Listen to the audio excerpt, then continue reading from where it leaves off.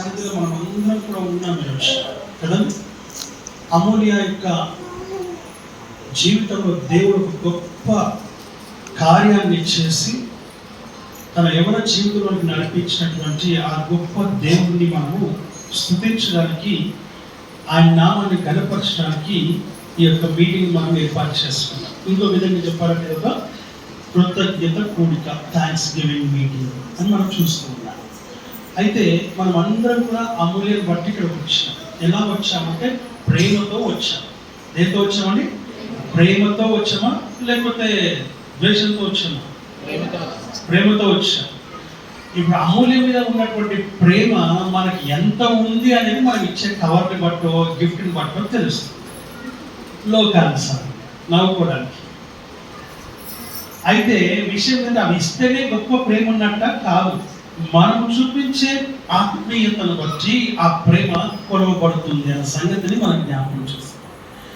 అమూల్యం మనకి ఏం చేసిందని మనం ప్రేమించి వచ్చాము అని అంటే కాదు. దేవుడు ఆ బిడ్డను ఆశీర్వదించడం వల్ల బట్టి దేవుని సన్నిధికి మనం ప్రేమపూర్వకంగా వచ్చాం. అంతకంటే ముందు ఇంకొక ప్రేమని మీకు పరిచయం చేస్తాను. ఆ ప్రేమ పేరేంటంటే నీకు, నాకు, లోకంలో ప్రతి ఒక్కరికి సంబంధించినటువంటి ప్రేమ. ఆ ప్రేమ ఏంటిదనంటే, ప్రేమ అనగానే మనకు మొదటిగా జ్ఞాపకం వచ్చేది ఏంటిదంటే, ప్రేమ అనగానే ఏంటి? గిఫ్ట్ ఇవ్వడం కదా, ఇవ్వటం. ప్రేమ అంటే ఇవ్వటం. ఈ లోకంలో మనకంటే గొప్పగా ప్రేమించే వాళ్ళు ఒకరు ఉన్నారు.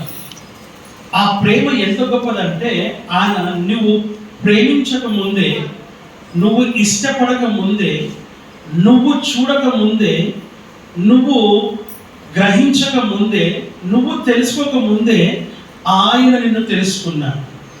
కనుకనే ఆయన లోకానికి నేను తీసుకొని వచ్చాను. ఆయన పేరు యేసు క్రీస్తు ప్రభు. ఆయన పేరే ప్రేమామయుడు, కృపామయుడు, దయామయుడు. ఆ ప్రేమకు ఈ లోకంలో ఎవ్వరు కూడా సాటి రారు. ఆయన చూపించిన ప్రేమ ఈ లోకంలో ఎవ్వరు కూడా చూపించలేదు. ఈ లోకంలో ఎవరు కూడా చూపించలేదు. ఎందుకనంటే ఆయన ఇచ్చినటువంటి ప్రేమ యొక్క ఆ యొక్క గిఫ్ట్ ఏంటంటే తన ప్రాణమునే గిఫ్ట్గా ఇచ్చేశాడు. ఎవరికి ఇచ్చాడు అంటే నీకు, నాకు, మనకు. ఎలా ఈ లోకంలో మనుషులు మోక్షానికి అనగా పరలోకానికి వెళ్ళడానికి అన్నదానాలు, వస్త్రదానాలు, రకరకాల దానాలు చేస్తూ, భోజన దానాలు చేస్తూ ఆ పరలోకానికి వెళ్ళడానికి వాళ్ళు ప్రయత్నాలు చేస్తూ ఉన్నారు. ఇక్కడ నువ్వు చేస్తున్నటువంటి అన్ని కూడా మోక్షం కోసమే, పరలోకం కోసమే. వాక్యం సెలవిస్తున్న మాట ఏంటంటే ఆయన తెలుసుకోవటమే ఈ రోజున పరలోకానికి నువ్వు వెళ్ళడానికి ఒక మార్గము అన్న సంగతిని మనం జ్ఞాపకం చేసుకోవాలి. ఏం తెలుసుకోవాలండి? ఆయన తెలుసుకోవటమే పరలోక రాజ్యంలోకి మనము వెళ్తాం. ఆయన తెలుసుకోకపోతే పరలోకం లేదు, మోక్షం అంతకన్నా లేదు అన్న సంగతి మనం ఇక్కడ జ్ఞాపకం చేసుకోవాలి. అందుకే దేవుడు అనేవాడు, దేవుడు అన్నవాడు తన యొక్క ప్రేమను చూపిస్తూ ఉన్నాడు. ఎలా చూపిస్తున్నాడు? తన ప్రాణమును పెట్టి ఇదిగో నేను నిన్ను ప్రేమిస్తున్నాను అని చెప్పి ఆయన, నీవు ప్రేమించక ముందే నిన్ను ప్రేమించినాడు. ఆయన నువ్వు ఎరగక ముందే ఆయన నిన్ను ఎరిగినాడు. నువ్వు తెలుసుకోక ముందే ఆయన నిన్ను తెలుసుకున్నాడు. నువ్వు ఆయన దగ్గరికి వెళ్ళలేదు, ఆయనే నీ దగ్గరికి వచ్చాడు. పరలోకం నుండి కిందికి దిగి వచ్చినటువంటి గొప్ప దేవుడు అన్న సంగతిని నువ్వు జ్ఞాపకం చేసుకోవాలి. ఆయనే ప్రేమామయుడు. ఆ ప్రేమామయుని యొక్క ప్రేమను పొందుకోవడమే ఈ రోజున మనము తెలుసుకోవాల్సిన సత్యము. ఈ ప్రేమను పొందుకున్న వారి జీవితంలో ఎన్నటికీ అపజయం ఉండదు, ఎన్నటికీ అసమాధానం ఉండదు, ఎన్నటికీ కష్టం ఉండదు, ఎన్నటికీ బాధ ఉండదు. కారణం ఏంటంటే నీవు ఇంటిలో కూర్చున్నా, ఆఫీస్లో కూర్చున్నా, పని దగ్గర కూర్చున్నా, పొలంలో కూర్చున్నా, ప్రేమ దేవుని బిడ్డలారా, వాక్యం సెలవిస్తున్న మాట మనం చూస్తూ ఉంటూ ఉన్నాం. వాగు దగ్గర కూర్చున్నా, నువ్వు ఎక్కడ కూర్చున్నావు, ఎక్కడ ఉన్నా కూడా నీ దేవునికి నువ్వు ప్రార్థన చేస్తే, అయ్యా, నాయన, తండ్రి, యేసయ్యా అని పిలిస్తే ఆయన పలికే దేవుడు, నీ ప్రార్థనను అంగీకరించే దేవుడు, నీ కష్టం నుంచి ఆయన నిన్ను విడిపించువాడు అన్న సంగతిని నీవు జ్ఞాపకం చేసుకోవాలి. ఆ ప్రేమని ఈ రోజు మీకు నేను పరిచయం చేస్తూ ఉన్నాను. ఆయన చూపిన ప్రేమకు ఈ లోకంలో ఏ మనుషుడు కాదు కదా, ఇంకా ఎవ్వరు కూడా చూపించలేని గొప్ప ప్రేమ ఆయన చూపించిన ఆ ప్రేమ దేని బిడ్డరా, ఎవరు కొలువలేనటువంటిది, ఎవరు కూడా వివరించలేనటువంటిది, ఎవరు కూడా వర్ణించలేనటువంటి గొప్ప ప్రేమమయుడు యేసు క్రీస్తు ప్రభువు. ఆయన నమ్మినట్లయితే నువ్వు మోక్షానికి వెళ్తావు. ఆయన నమ్మినట్లయితే, ఆయన విశ్వసించినట్లయితే నువ్వు పరలోక రాజ్యం వెళ్తావు. దేవుడి వాక్యం సెలవిస్తున్నటువంటి మాటలు మనం చూస్తూ ఉంటూ ఉన్నాం. కనుక అంత గొప్ప ప్రేమమయం ఈ రోజున నీవు నేను మనము కలిగి ఉన్నాం. లేని వారికి కూడా, తెలియని వారికి కూడా ఈ ప్రేమను ఏం చేయాలి? పరిచయం చేయాలి.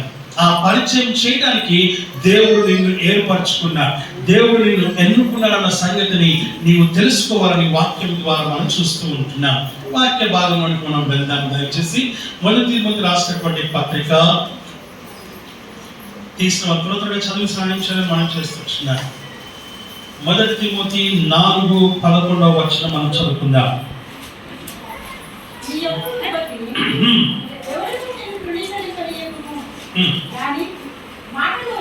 చాలు, ప్రార్థన చేసుకుందాం. అమితిగా ప్రేమించిన మా పరమ తండ్రి, మీ నామానికి వందనాలు, స్తోత్రాలు, స్తుతులు, కృతజ్ఞతాస్తుతులు చెల్లిస్తున్నాను. అయ్యా, నీ వాక్యం ద్వారా మాతో సూటిగా మాట్లాడుకుంటున్నాం. వినగలిగే చెవులు, గ్రహించగలిగే హృదయం, మనస్సు మాకు అనుగ్రహించండి. నిర్లక్ష్యం, అలక్ష్యం అనేది మాలో ఉండకుండా, లేకుండా, రాకుండా సహాయం చేసి మహిమ పొందమని యేసు క్రీస్తు నామములో అడుగుతున్నాము తండ్రి, ఆమేన్. హల్లెలూయా, హల్లెలూయా. ఇక్కడ వాక్యం చదివిస్తున్నాం. 1 తిమోతి రాసిన పత్రిక 4:11 ఆయన చెబుతున్న మాట ఏంటిదనంటే, నీ యవ్వనమును బట్టి ఎవడు కూడా నిన్ను తృణీకరింపనీయకుము. యవనస్తులు, యవనంలో అడుగు పెట్టినటువంటి వాళ్ళు 13, 14, 15, 16, 17, 18, 19 చెప్పండి. వెంటనే చెప్పండి. 13, 14, 15, 16, 17, 18. నా వెంటనే చెప్పమంటే మీరు నాకన్నా ముందు చెప్తున్నారు. ఇది బాగుంది. హల్లెలూయా, హల్లెలూయా. 13 నుంచి 19 వరకు యవన కాలంలో అడుగు పెట్టేటువంటి ఆత్మ యవన జీవితం. యవన కాలంలో, యవనంలో ప్రవేశించిన వెంటనే మనకు వచ్చే ఆలోచనలు ఏంటి, తలంపులు ఏంటి చెప్పండి. అందరు దాని నుంచి అది వచ్చింది, రాలేదా? మీరు డైరెక్ట్ 30లో వెళ్ళిపోయారేంటి, 20, 25లోకి వెళ్ళిపోయారేంటి? కాదు కదా. యవన కాలంలోకి ఎంటర్ కాగానే మనకి ఏమొస్తుంది? ఆలోచనలోకి, తలంపులోకి రకరకాల ఆలోచనలు ఉంటాయి. ఒక్కటని చెప్పడానికి ఉండదు.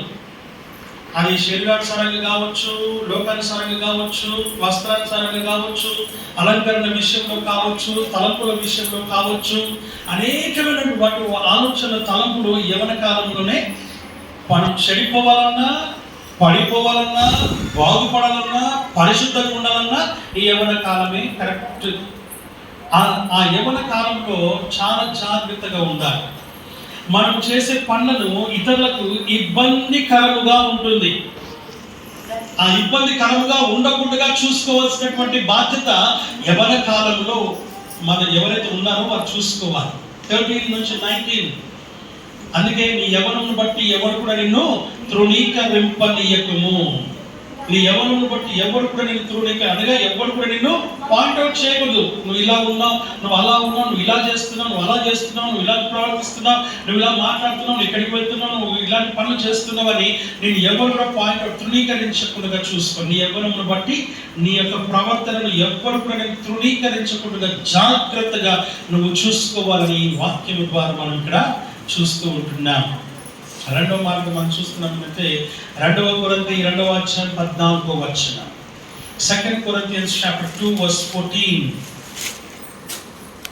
యేసుక్రీస్తు ప్రభుల వారు కూడా యవన కాలంలోకి వచ్చినప్పుడు ఆయన దేవుని మందిరంలో ఉన్నారు. దేవుని ఆలయంలో ఉన్నాడు. దేవుని యొక్క ఆ యొక్క యాజకులతోనూ బోధకులతోనూ తర్కిస్తూ ఉన్నారు, మాట్లాడుతూ ఉన్నాడు. ఆయన దేవుని మందిరంలో బోధకులతో మాట్లాడుతున్నాడు, యాజకులతో మాట్లాడుతూ ఉన్నాడు. దేవుని వాక్యం సెలవిస్తుంది, నువ్వు ఉండాల్సింది మందిరంలో, నువ్వు ఉండాల్సింది దేవుని యొక్క సన్నిధిలో, నువ్వు ఉండాల్సింది దేవుని యొక్క సహవాసంలో. యాకోబు కూడా అతను సాధువై దేవుని గుడారంలో నివసించను అని చూస్తున్నా.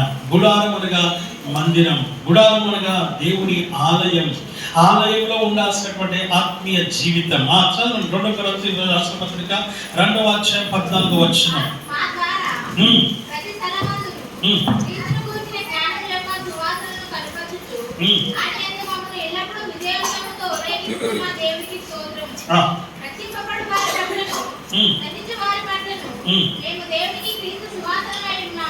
క్రీస్తుకు సువాసనగా ఉన్నాము. ఎవరికి సువాసనగా ఉన్నాము? క్రీస్తుకు సువాసనగా ఉన్నాము. ఎందుకు మొదటిగా క్రీస్తుకే చెప్తున్నాడు మాట అంటే, వాక్యం సెలవిస్తుంది, నువ్వు దేవునికి సువాసనగా ఉంటే, దేవునికి నచ్చితే, నువ్వు దేవుణ్ణి ప్రేమిస్తే అందరి చేత ప్రేమించబడతావు. తల్లిదండ్రులు, బంధువులు, స్నేహితులు, తర్వాత ఇరుగు పొరుగు వారు, నీ క్లాస్లో, నీ కాలేజ్లో అందరి చేత నువ్వు ప్రేమించబడతావు. When you love Christ, when you love your God, everyone will love you. ప్రతి ఒక్కరిని ప్రేమించగలుగుతారు. మొదటిగా దేవుని ప్రేమించే సువాసనగా నువ్వు ఉండాలి. ఏ వాసనగా ఉండాలి?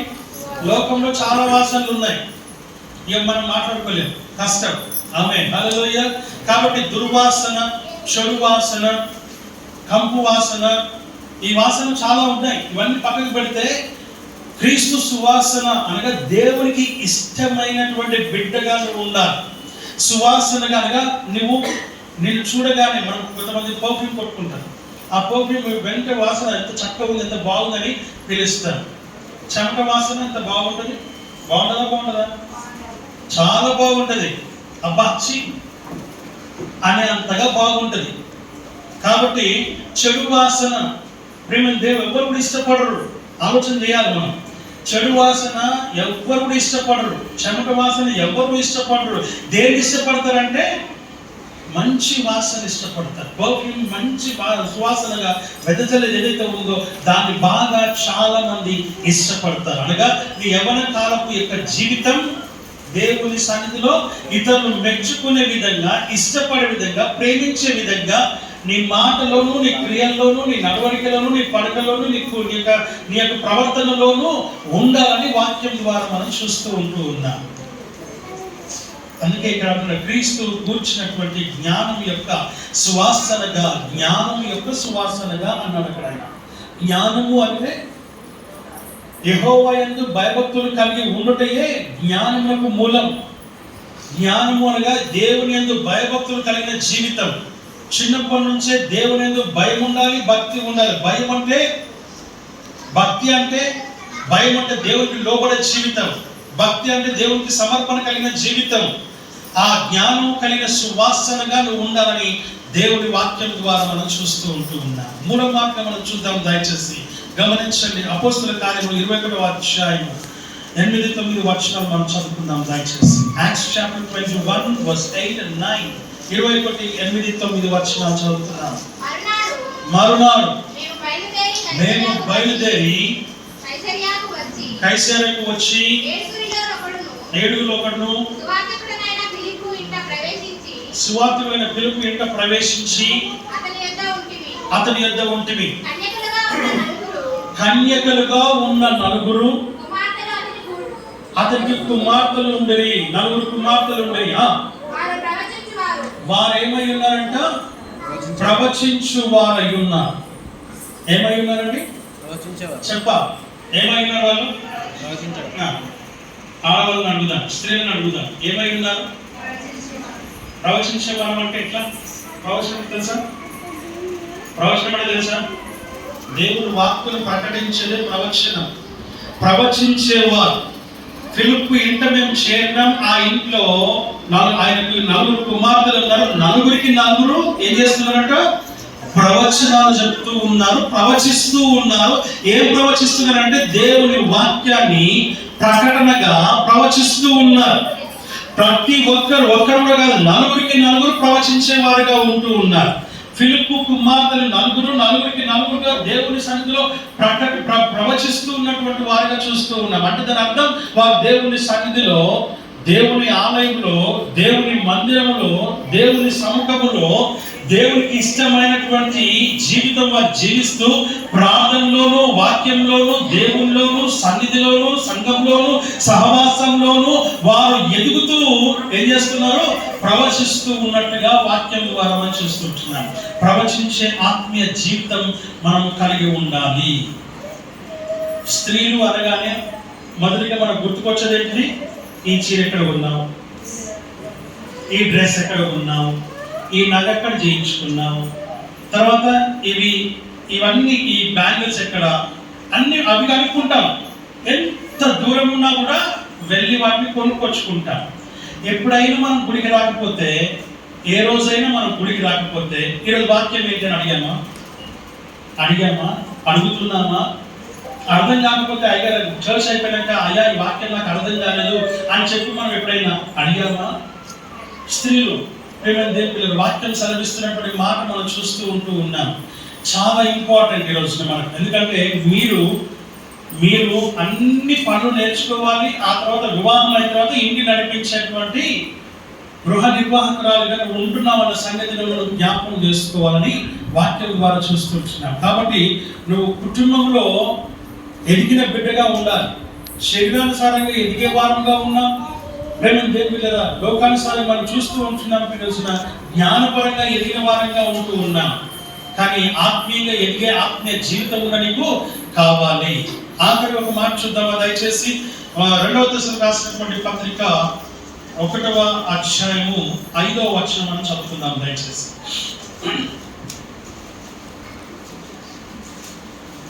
2వ దశకు రాసిన పత్రిక 1వ అధ్యాయం 5వ వచనం. దేవుని వాక్యం వినాలి బయట కూర్చున్న వాళ్ళు కూడా. అమ్మా, దేని కొరకు మీరు శ్రమ పడుచున్నారో ఆ దేవుని రాజ్యమునకు మీరు యోగ్యులని ఎంచబడు నిమిత్తము మీరిట్లు ఓర్చుకొనుట మెల్లిగా చదవాలి. దేవుని న్యాయమైన తీర్పునకు స్పష్టమైన సూచన అయి ఉన్నది. దేవుని రాజ్యమునకు స్పష్టమైన సూచనగాను కనబడాలి. ఆమేన్. హల్లెలూయా, హల్లెలూయా. దీన్ని ఏమంటారు? బైబిల్. అంటే దాన్ని ఎంతగానో మీకు అందరికి ఏమర్థమైంది? ఇది బైబిల్ అని అర్థమైంది. స్పష్టమైన సూచన అనగా వెంటనే నువ్వు గుర్తుపట్టావు. నన్ను చూసినప్పుడు నువ్వు గుర్తుపట్టాలి. స్పష్టమైన సూచనగా నువ్వు ఉండాలి. నువ్వెవరవు అనేది స్పష్టమైన సూచనగా ఈ లోకానికి, దేవునికి, నీవు సంఘానికి నువ్వు సూచనగా ఉండాలి. స్పష్టమైన అంటే మన ఇంకో విధంగా మనకు ఇంకో సెకండ్ థాట్ అనేది లేకుండా వెంటనే గుర్తుపట్టే సూచనగా నువ్వు ఉండాలి. నీ ఆత్మీయ జీవితం ఆ రీతిగా ఉండాలని దేవుని వాక్యంలో చూస్తున్నాం. దేవుని రాజ్యమునకు స్పష్టమైన సువాసనగా ఉండాలి. దేవుని రాజ్యము అనగా ఆ రాజ్యమునకు వెళ్తాను అనేటువంటి సూచన నువ్వు కలిగి ఉండాలి. సూచనగా ఈ లోకంలో నువ్వు కనబడాలి. ఒక నిమిషం, ఈ బ్రదర్ ఇక్కడ నిల్చున్నాడు. ఒక నిమిషం, ఈ బ్రదర్ నిల్చున్నాడు. ఇప్పుడు ఈయన చూపిస్తే ఈయన పరలోక రాజ్యానికి వెళ్తాడు అనేటువంటి సూచనగా ఈయన కనబడాలి. ఈయన కనబడకపోతే అది స్పష్టమైన సూచన ఎంత మాత్రము కాదు. ఈయన చూడగానే పరలోక రాజ్యానికి ఈయన వారసుడు అని తెలియబడాలి. ఈయన పరలోక రాజ్యానికి వెళ్తాడు, ఈయన దేవునికి రాజ్యానికి వారసుడు అని స్పష్టంగా తెలుసుకునే ఆత్మీయ జీవితం స్పష్టమైన సూచన. Thank you. దేవుని వాక్యం చదివిస్తున్న మాట మనం చూస్తూ ఉంటున్నాం. కాబట్టి నీ ఎవరిని బట్టి ఎవరు కూడా నిన్ను తృణీకరింపనీయకుండా క్రీస్తును కూర్చున్నటువంటి జ్ఞానం యొక్క సువాసనగా నువ్వు ఎదగాలి. మూడవదిగా మీ కుమార్తెలు ప్రవచించే వారుగా ఉండాలి. నాలుగవదిగా దేవుని దృష్టికి మిగుల విలువైన వారుగా మనం ఎదగాలి. ఆఖరిగా దేవుని రాజ్యముకు స్పష్టమైన సూచనగా ఈ లోకములకు దేవుని సూచనగా ఉండి దేవుని నామాన్ని మహిమపరిచే బిడ్డగా ఉండాలని, ఆ దేవుని ప్రేమ నీ పట్ల ఎంత చూపించినాడో, ఆయన తన ప్రాణమును పెట్టి ఎలాగైతే నిన్ను కొన్నాడో, ఆయన ప్రాణమును పెట్టి తన ప్రేమను ఎలాగైతే నీకు వెల్లడిపరిచినాడో, విలువైన గిఫ్ట్ బహుమానం ఏదైతే నీకు ఇచ్చినాడో, ఆయన అన్నాడు, నేనే మార్గమును, నేనే సత్యమును, నేనే జీవమును, నా ద్వారానే తప్ప ఎవరును తండ్రి యొద్దకు రాలేడు, రాబోడు అన్న సంగతిని ఎలాగైతే తెలియజేస్తాడో, ఆ రాజ్యములకు వారసురాలవి కావాలంటే యేసయ్య ప్రేమను కలిగి మనం జీవించాలి. అమూల్యాన్ని ప్రేమించి మనం వచ్చినాము. అంతకంటే విలువైన ప్రేమ దేవుని ప్రేమ. ఆ ప్రేమను కలిగి ఈ లోకంలో మనం జీవిస్తాం. అట్లా దేవుడి వాక్యము ఆశీర్వదించి దీవించుగాక. సమయం ఇచ్చినటువంటి పాస్టర్ గారికి నా యొక్క వందనాలు చెల్లిస్తున్నాను. సంఘానికి నాకు వందనాలు చెల్లిస్తూ నేను ఆ మాటలు ముగిస్తాను. Thank you very much.